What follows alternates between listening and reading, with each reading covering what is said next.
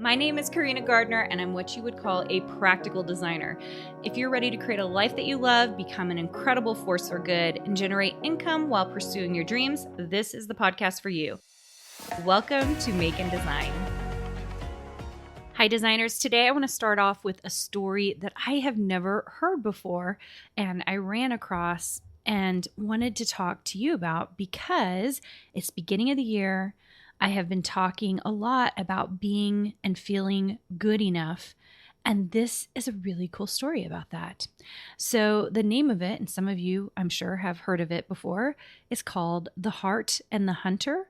And the Hart is spelled H-A-R-T, so I had to go look it up. But the Hart is like a red deer, basically, or a stag, and it's kind of used only in poetic language at this point. So anyway, I'd never heard of it before. And the story goes something like this. The Hart was drinking in a river and looking in the reflection of the river and just looking at its beautiful antlers. It was just like noticing how gorgeous its antlers were. Then, as he's looking in the reflection, he notices that his legs are very skinny and they look kind of weak and they're very small. And he's just kind of noticing this. And then out of nowhere, a hunter approaches and he shoots an arrow at this Hart. So the Hart, of course, starts to run away in the woods. And as he is running away, he realizes that it is thanks to his legs that he is surviving this hunter coming after him. And he's feeling very grateful. And while he's looking at his legs and thinking about how his legs has done this for him, his antlers get caught in the trees. And he gets stuck. And because he is stuck, the hunter catches up to the Hart and is able to kill it. Now, this is such an interesting story because I think we can derive a lot of lessons from a story like this. The first is, and I think this is very applicable today, as we are looking at ourselves and, really admiring maybe the traits that other people have told us are really great about us. How often do we take a moment and think about the traits that actually make us move, make us go, that helps us survive, right? Especially when I think about social media, it's in some ways it's a reflection as we kind of look at what everybody else is doing. We start comparing ourselves and we sometimes go, oh, I wish I did that. And we see that our legs are weak and we're not a Pinterest mom and we're not going on every amazing vacation. And, all these things that we're noticing that we do not have. Right? That's just like looking at our legs and going, wow, this is weak. Well, maybe you're not going on vacation because right now you're in a season of life where you are building a business, where you're designing. Maybe you're in a season of life where your children are the highest priority or your aging parents are the highest priority. Maybe you're in a season of life where you need rest and you don't need to go on vacation and do like a high-powered crazy vacation. You need to rest. Maybe you are in a season of life where you're taking time to do service. Maybe you're making quilts for other people or gifting or creating things that are important and are going to be part of your legacy. But we don't see those things because we're so busy looking on social media or even our friends' lives and looking at all the things they're doing and thinking how weak our own legs are. Does this happen to you? Oh man, does this happen to me? So that's why I'm talking to you about it, because I really do have to kind of pay attention to what I'm doing right now and be really grateful that these legs of mine take me where I want to go, that my activities and the things that I've got right now, that I need to be grateful for them right now. Now, so interesting in this story, I think that the thing that he really admired about himself were these antlers, that they were beautiful to him. And they end up being the thing that gets him killed, like ends his life. Is there anything like that in your life? Is there something that you put a lot of ego into, you've put a lot of stock into, and it keeps you from doing something you ought to do? And it kind of kills you a little bit inside. And you know this, but you just keep admiring, keep doing that activity because it's something that you really cherish, but maybe doesn't make as much of a difference as you think. Now, I'm going to use the example of social media again. In particular, I am going to be referencing something I've recently seen. And that is, I will hear especially designers have pretty mediocre, smaller followings on Instagram. Okay. So like 3,000 to maybe 10,000 followers. Okay.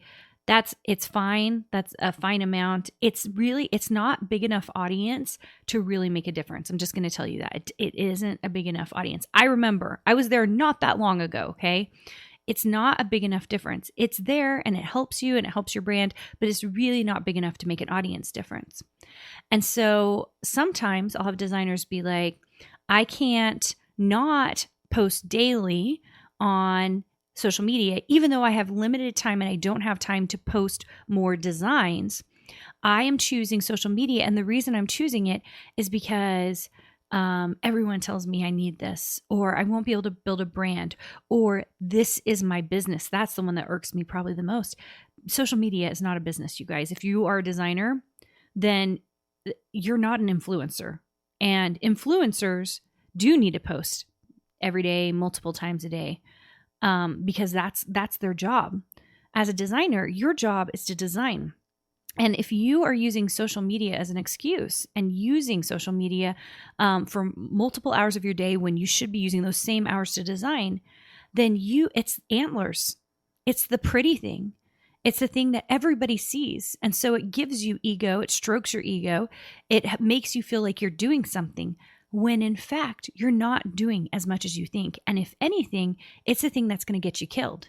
Because if you are not designing the way you should be designing, then you aren't actually putting enough legs into your business to make it go, to let you run away, to let you get the traction you need to make money. And at the end of the day, our main goal as designers is to make money. It is a job. It is a career. It's an amazing creative career, but it is a job. And so if we don't put enough design work out into the world, then it is like literally getting stuck in the trees with your antlers because of whatever activities. And I use the example of social media, but there are other things. You guys know there are other things. Find the thing in your life that's your antlers. What keeps you from doing the work that you're actually meant to do? The stuff you should be doing every day, learning Illustrator better, learning Procreate better, learning how to design better, getting your stuff into a really high spot, spending time researching and learning online platforms, learning about licensing deals, all the things that actually make a design business go. Are you spending 90% of your time actually doing the activities that help you actually get products out on the market? Because if you are, you're in the right place. If you aren't, you need to figure out what those antlers are so that you can be more productive this year. And that's one of the things, that's why I'm talking about this early in the year, because I think this is a great year to start new, to start fresh, to do something really special for yourself and figure out your journey, what that journey needs to be. And that can be a really fulfilling thing.